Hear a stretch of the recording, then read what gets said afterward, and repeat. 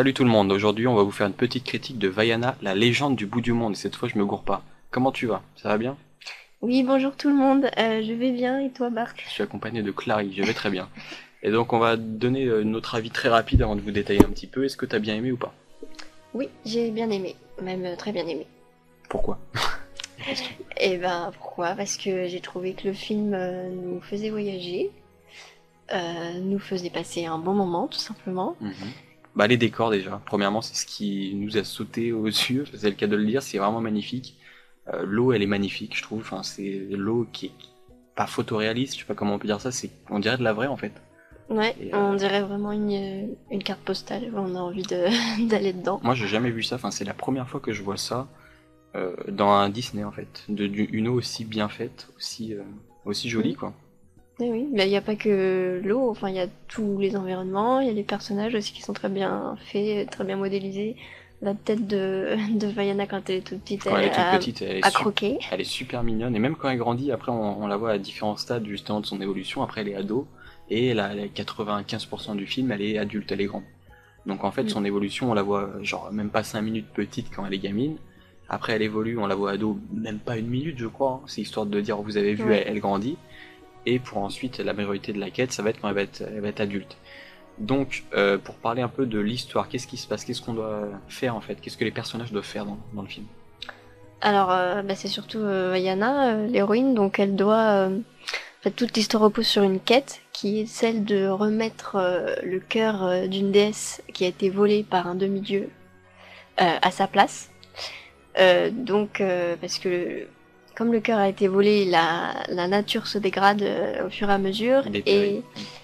et le peuple de Vaiana n'a plus à manger, donc ça devient critique. Il n'y a plus de noix de coco, plus de bananes, plus de fruits.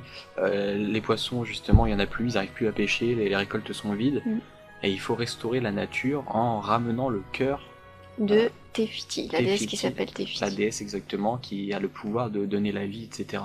Donc tant qu'ils n'ont pas ramené le cœur sur une certaine île, je sais plus le nom de l'île, eh bien ils peuvent pas retrouver leurs ressources dans leur propre île, tu vois en fait. Et on en parlera après, mais il y a une morale écologique vraiment par rapport à la nature. Mais là, on va tout de suite pour un dernier mot sur les graphismes. Moi, j'ai trouvé vraiment ça magnifique. Pour moi, c'est un des plus beaux Disney graphiquement qui existe, si ce n'est le plus beau, en 3D évidemment, puisqu'on est en 3D, c'est un dessin d'animation en 3D. C'est vraiment magnifique. Franchement, les couleurs, c'est somptueux. J'avais jamais vu ça. Les décors, tu te sens dans le village quand tu es au début du village, tu as les petits décors, tu vois un petit peu ce qui se passe dans leurs habitats, avec les objets, avec ce qu'ils utilisent, les ustensiles, les fruits qu'ils récoltent. T'es vraiment dans l'esprit, tu es en Polynésie, quoi. Tu y es Oui, en termes d'ambiance, c'est génial. oui, ils ont très bien su retranscrire l'ambiance locale de là-bas, je pense. En tout Et cas, puis on s'y croit. t'as des couleurs, mais la luminosité, les éclairages. Et au niveau de l'eau, justement, je reviens un peu dessus, t'as un moment, t'as une espèce de Raimanta sous l'eau, et de nuit, elle est éclairée. Enfin, c'est un truc de ouf tellement que c'est beau. Mm. C'est vraiment magnifique. Et rien que pour ça, le film vaut le détour. On vous conseille déjà d'aller le voir, rien que pour ça. Bon, après, on va parler de la suite, mais ça vaut déjà le détour. Les personnages, donc. Les personnages, bah, il y en a pas beaucoup de marquants, mais ils sont quand même essentiels et bien faits. Enfin, moi, j'ai trouvé. Mhm, Bah, donc, il y a Vaiana. Il y a le demi-dieu qui s'appelle Maui, mhm. qui a des tatouages. D'ailleurs, une très bonne idée, les tatouages qui s'animent en fait. Il y a des petits gags avec ces tatouages J'ai et tout. trouvé ça génial. En fait, les tatouages de Maui s'animent et ils vont réagir en fonction de la situation. Par exemple, il y a un tatouage qui va lui dire ah, c'est pas bien ce que tu fais de la merde, etc. C'est un peu comme une conscience, en fait, Mm. qui m'a fait un peu penser à Cusco, pour ceux qui connaissent. En fait, dans Cusco, t'as. Comment il s'appelle? T'as un des personnages, il a une espèce de conscience, c'est un ange et un démon qui vont lui dire regarde ce que je sais faire, enfin bref, ils vont être là un peu comme Jiminy Cricket dans Pinocchio. Mm. Et sauf que là, c'est original puisque c'est sous forme de tatouage sur la peau. Et en fait, ce tatouage va se déplacer sur sa peau. Et quand Maui va être énervé, par exemple, il va lui mettre une pichenette à ce tatouage, il va lui dire dégage, si tu me fais chier, en gros, tu iras sur mes fesses la prochaine fois. Et tu vois le tatouage qui dégringole, enfin, il va d'une partie du corps à l'autre. Génial cette idée, génial. Mm. C'est drôle, visuellement ça passe bien, et c'est vraiment original, quoi. Donc, petite précision, Vaiana ça veut dire eau de roche, voilà. Et il faut savoir que le nom original de ce film c'était Moana, Ouais. qui en fait ils ont pas mis ce nom-là pour des problèmes de copyright. Alors officiellement ils essayent de faire genre que c'est la marque d'une entreprise, etc. Mais ce qu'ils disent pas, c'est qu'en fait c'est surtout en Italie, c'est le nom d'une célèbre actrice porno. Voilà. C'est ça le truc qui fait que je pense pour la majorité ils ont voulu changer ce nom-là. Donc ici c'est Vaiana chez nous. Donc Vaiana, on en a parlé, elle est super mignonne quand elle grandit, même en grandissant elle est mignonne. Je trouve que c'est un personnage qui a pas énormément de caractère. Je sais pas ce que t'en penses. Bah oui, c'est vrai que moi j'ai eu du mal à savoir exactement son caractère parce que, enfin, on a l'impression qu'en même temps elle a pas confiance en elle, mais c'est pas non plus dit clairement, c'est pas. Enfin, elle a l'air aussi un peu rebelle. Par exemple, au début, quand son père veut l'empêcher d'aller en dehors du récif, et que justement son père il est vraiment énervé parce qu'il a vécu un traumatisme dans le passé, c'est-à-dire qu'il a perdu un ami qui était mort en essayant d'aller au loin. Ouais. C'est pour ça qu'elle veut absolument que sa fille n'y aille pas. Et ce que sa fille, elle sent qu'elle est faite pour ça, pour naviguer. Donc qu'est-ce qu'elle va faire? Elle va faire une tentative assez tôt dans le film de se barrer tout simplement. Et ça va se solder par un échec. Elle va se faire retourner par les vagues, elle a failli mourir, elle se retrouve sur le rivage. Et donc elle a tenté, mais elle se rend compte qu'en fait elle se dit merde, je suis pas capable et tout, parce qu'elle perd un peu de la confiance. Donc elle parle avec la grand-mère, qui est un autre personnage. Moi j'ai adoré le personnage de la Oui, grand-mère. ouais. C'est un personnage qui est très sage, qui donne de bons conseils. Certaines phrases j'ai adoré, dont une, mais j'ai du mal, j'arrive pas à me souvenir Et malheureusement. moi, ce personnage, il me fait énormément penser à, je sais plus comment je l'ai dit, la grand-mère de l'arbre dans Pocahontas, là. Ah ouais, l'arbre, Ouais, je oui, sais plus le nom, moi non mais plus je ça me sais fait pas. beaucoup penser à ce personnage-là. Je suis d'accord avec toi. Mais il y a une phrase, j'aimerais bien la retrouver, mais j'ai trouvé que sa phrase, elle était super pertinente. Ah oui, c'était par rapport à une question. En fait, la fille, elle voulait la réponse, et, la grand-mère, elle a renvoyé le truc en disant non, toi, qu'est-ce que tu veux entendre plutôt que elle lui Mhm. donne la réponse. Ouais, ouais. Et ça, j'ai bien aimé ce truc un peu psychologique, comme quoi la grand-mère, elle a du vécu, elle a de l'expérience. Bref, on passe sur ce personnage, j'ai adoré.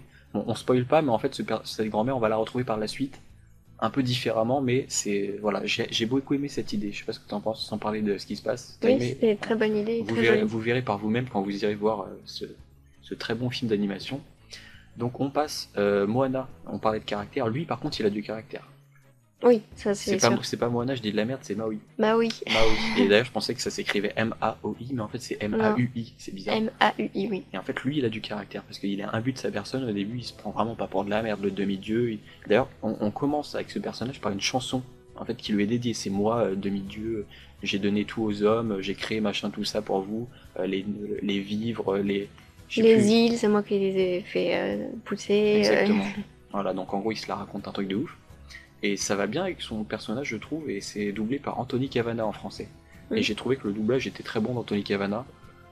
Bon, c'est pas non plus extraordinaire, mais ça passe bien, je trouve. Il arrive bien à retranscrire différentes émotions de la façon dont il le fait d'habitude dans ses sketchs ou dans ses spectacles. Donc ensuite, qu'est-ce qu'il y a à dire? Bah après, comme personnage marquant, il y a la poule. Mais bon, ça, Oui, c'est un personnage à part. c'est un peu le running gag en fait. Le poulet, Ouais. c'est un poulet. C'est un coq, on peut dire, hein, Oui. qui est très maigre en fait, et il est débile parce que ses yeux, il y en a un qui se bat en couille et l'autre il dit merde à l'autre. Enfin, en fait, les yeux ils sont jamais Non, ensemble. mais oui, c'est running gag du poulet qui fait n'importe quoi, qui est idiot, qui a deux de QI, même pas. Du style, il a une petite pile de graines à picorer. Il Il est tellement picore con, à il côté. est tellement con qu'il picore à côté. Et Tamaoi, à un moment, il voit ça et il se dit what the fuck, c'est quoi ce poulet? Donc il essaie de lui tourner la tête pour qu'il picore bien justement au bon endroit. Pour le bouffer après. Voilà. Et même sur le bateau, à chaque fois, il est enfermé dans la soute pour pas qu'il se dégage. Ou alors il y a un autre running gag, c'est qu'il arrête pas de tomber dans l'eau, donc il faut le ramener à chaque fois. Donc moi j'ai bien aimé, franchement ça fonctionne, c'est drôle, mais le problème c'est que voilà, c'est un personnage qui a pas beaucoup de consistance. Dernière chose qu'on peut dire sur lui, c'est qu'à un moment, t'as un des personnages, Vaiana, qui dit il a pas beaucoup d'utilité. Non, c'est la grand-mère qui dit il a pas beaucoup d'utilité. Qu'il devrait le manger. Hein, il devrait le Et bouffer. Vaiana est pas d'accord en disant que il y en a qui ont des talents cachés et que peut-être ça se révélera par la Donc on suite. verra le talent caché. Franchement, c'est pas un talent caché qui est énorme, vous verrez, mais ça sert quand même pas mal. Et heureusement qu'il est là à ce moment-là. Mais c'est pas non plus énorme. Et un deuxième personnage, c'est le cochon. Alors lui, je le trouve assez transparent. Bah, le cochon, on le voit juste au début, mais pas beaucoup. Non, pour le voyage, il est pas quand la même assez- majorité du c'est temps. surtout le coq pendant le voyage. Mais j'ai trouvé qu'il était un peu dispensable, heureusement. Il est transparent, tu l'oublies en fait une fois que t'as. Moi, après que j'ai vu le film, en sortant, je l'ai zappé. Ouais, pareil. Bah, les musiques, j'ai trouvé que c'était bien. Enfin, il y avait beaucoup de musique. Alors, on retrouve un Disney justement dans lequel il y a pas mal de chansons. Moi, à la base, je suis pas fan des chansons, ça tu le sais. Mm. Mais il y a certains Disney où il y en a quelques-unes. Là, il y a quand même pas mal, peut-être un peu moins de 10, je crois. Je vais mettre une dizaine en tout. Ouais, bah Mais de souvenirs, dont une moi qui je m'en revient trois souviens que fois. de 3 ou 4, un peu Mm. plus. Mais pour moi, il y en a deux qui restent vraiment, c'est-à-dire la principale, je crois que c'est Bleu Océan, un truc comme ça. Ça, c'est la principale qu'on réentend deux, voire trois fois, je crois, dans ce film. Et une deuxième qui est pendant le voyage, pendant que le bateau se barre avec les matelots dessus, enfin les Tahitiens, enfin les Polynésiens. Mais je m'en rappelle, enfin en termes de mémoire, je m'en rappelle pas, ou quasiment pas. Moi, ce que je me rappelle, c'est la principale, voilà, Bleu Océan, qui est vraiment jolie. Moi, j'adore cette chanson. Moi, pourtant, je suis pas fan des chansons, mais je l'ai adorée. Je sais pas ce que t'en penses. J'ai bien aimé, après je m'en souviens pas forcément beaucoup, mais Mm. sinon je me souviens aussi de la chanson de Maui, là, pour Mm. les hommes, là. Ouais. Et il y a la chanson du crabe, où le Ah oui, crabe, le crabe. ça c'est un passage que, enfin, moi et je pense toi aussi, tu Mm. n'as pas trop apprécié. J'ai eu beaucoup de mal parce que le personnage n'est pas ultra marquant. Il est un peu relou, je trouve, en termes de caractère. En fait, Ouais. il a le dos, c'est un crabe géant qui a toute la coquille dorée avec incrustée de Qui est plein un de. collectionneur d'or, quoi, qui est de pierres précieuses, de... Et d'ailleurs, il est dans un endroit où c'est la zone des monstres, enfin le domaine, le monde des monstres. Mm. Et en fait, toi comme moi, on n'a pas très bien compris ce passage du film parce que c'est pas expliqué. On nous dit pas pourquoi il y a ce passage-là, à quoi ça sert. T'as l'impression qu'il le balance comme ça, Ouais, oui, en oui, mode, ça c'est vrai. en mode il y a ce passage, mais on sait pas à quoi ça sert. C'était juste histoire d'apporter une autre zone avec un grand méchant, mais qui n'est pas Oui, très. d'apporter un moment de défi, de... Voilà, de... Voilà, pour moi, c'était franchement pas très très réussi ce moment-là. On s'en serait bien dispensé, je pense. Ça fait un peu office de remplissage. C'est comme si ils l'ont casé là comme ça. Qu'est-ce que tu penses justement de la portée du scénario tout simplement? Bah, moi, j'ai vu ça comme une sorte de métaphore par rapport à ce qui se passe dans notre monde à nous, avec la nature, la dégradation de la nature par les hommes qui veulent contrôler justement cette nature, qui se retourne contre elle, puisque on va pas spoiler, mais au final, le vol du cœur de Tefiti, ça a créé une sorte de... Comment on peut appeler ça De de... monstre de là. Oui, il y a Une espèce de une grosse sorte de bébête monstre qui répand la une noirceur et flaque la désolation. de lave et de roche géante qui est Donc la animée. nature se rebelle contre ce qu'elle a créé, quoi. Mhm. En gros, si tu prends pas soin de la nature comme il le faut, et si tu prends ses ressources en les épuisant et en réfléchissant pas à ce qui se passe après, et ben forcément ça va se retourner contre toi. Ici on le voit bien avec les ressources qui manquent, avec la nature qui se déchaîne et qui est personnifiée par ce monstre de lave. Et donc vous vous doutez bien c'est un Disney, donc forcément il y a un happy ending, donc ce qui va se passer c'est qu'ils vont réussir quand même Oui, la quête va être réussie. voilà. Et ils vont retrouver leurs ressources, etc. Tout est bien qui finit bien. Et d'ailleurs je t'avais dit à la fin, j'avais trouvé ça un peu facile le retour, comme quoi ils savent déjà ce qu'elle a fait et tout. Style, ils lisent dans ses pensées, genre ils savent ce qu'elle a fait, alors qu'au début il était très sceptique par rapport à sa fille, il voulait pas qu'elle sorte, et là, comme par hasard, il lui pardonne tout, etc. J'ai trouvé ça balancé un peu rapidement, en fait. Pour finir, c'est vrai qu'on a relevé que ce dessin animé cassait un peu les codes des Disney qu'on a l'habitude de voir Ouais, je suis d'accord, par rapport à bah, déjà Vaiana qui n'est pas une princesse, tout à fait. même si je sais plus quel personnage à un moment l'appelle princesse. Mhm. Euh, Elle est pas en quête du grand amour, du prince charmant, non, il n'y a etc. pas d'histoire d'amour Et non c'est bien plus. parce que ça peut être un peu lourd à force de voir ça dans beaucoup de Disney, là ça casse les codes et c'est bienvenu, franchement on en a pas besoin à chaque fois, quoi. Et il n'y a pas non plus de vrais méchants comme dans tous les Disney où enfin, il y a un méchant voilà, qui est à battre. Voilà. Il y a le crabe, il y a le truc de lave, et il y en a un autre dont on n'a pas parlé, c'est une petite armée en fait de personnages qui sont les Kakamora.